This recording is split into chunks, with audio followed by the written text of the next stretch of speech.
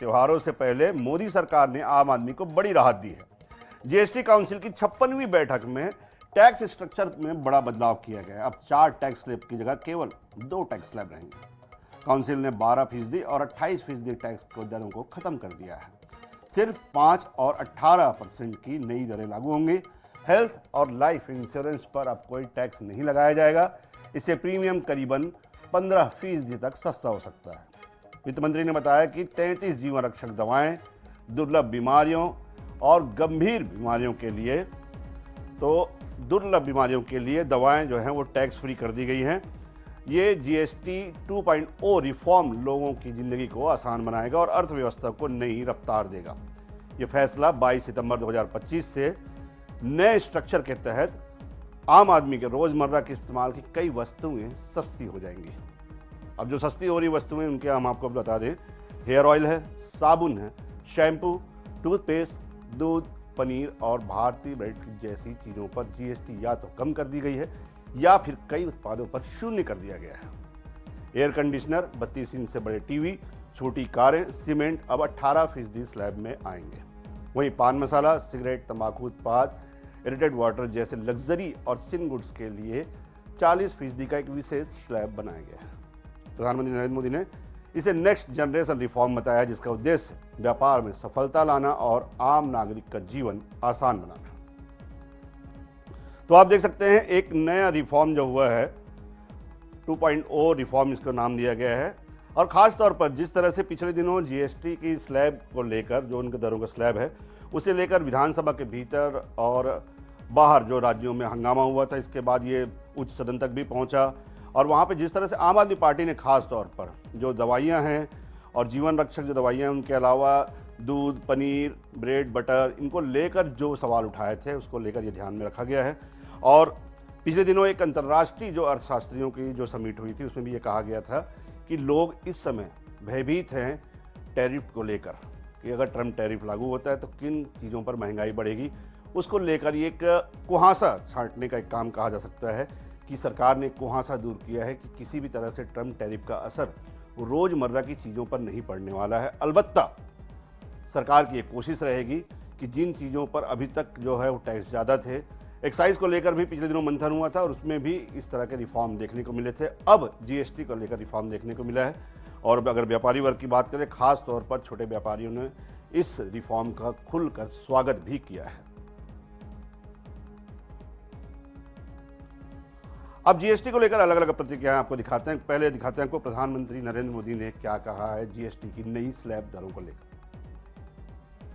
GST में हुए इस रिफॉर्म्स का अगर मैं सार बताऊं तो यही कह सकता हूं कि इससे भारत की शानदार अर्थव्यवस्था में पंचरत्न जुड़े हैं।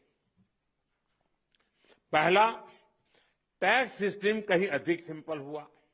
दूसरा, भारत के नागरिकों की क्वालिटी ऑफ लाइफ और बढ़ेगी। तीसरा, कंजम्पशन और ग्रोथ दोनों को नया बूस्टर मिलेगा। और चौथा, ईज ऑफ डूइंग बिजनेस से निवेश और नौकरी को बल मिलेगा।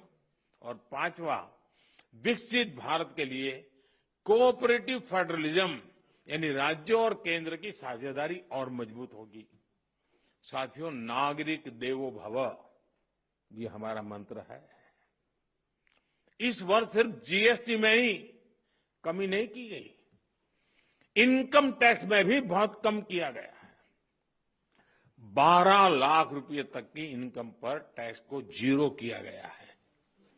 आजकल तो आप आईटीआर फाइल कर रहे हैं, तब इस फैसले का सुखद एहसास और भी अधिक होता है कि नहीं, यानी इनकम में भी बचत और खर्च में भी बचत।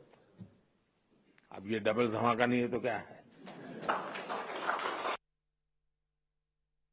कल जीएसटी की बैठक माननीय वित्त मंत्री जी के साथ जो हुई है, जिस प्रकार से उन्होंने अपनी चीज़ों को कहा है और अगले नवरात्रि से वो लाभ मिलने वाला है 22 सितंबर से, और कितने प्रकार का लाभ है ये गरीब से गरीब आदमी के लिए।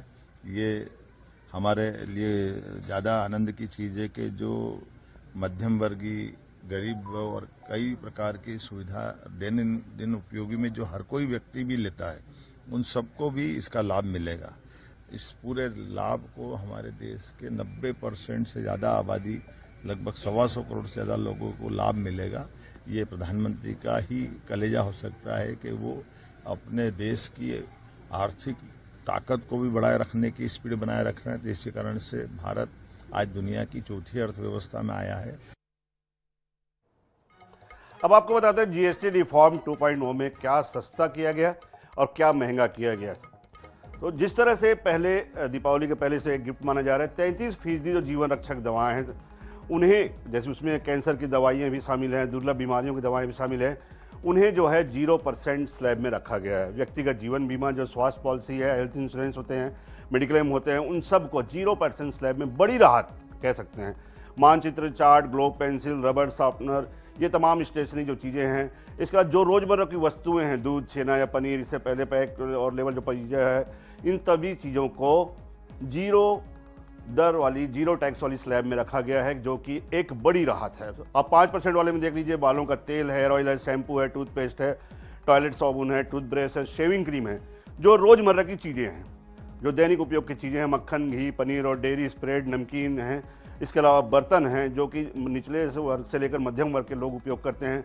दूध की बोतलें हैं, शिशुओं के लिए जो नैपकिन हैं, इसके अलावा क्लिनिकल जो डायपर हैं, ये तमाम चीज़ें 5% की स्लैब में रखे गए हैं। सिलाई मशीनें हैं, उनके पुर्जे हैं।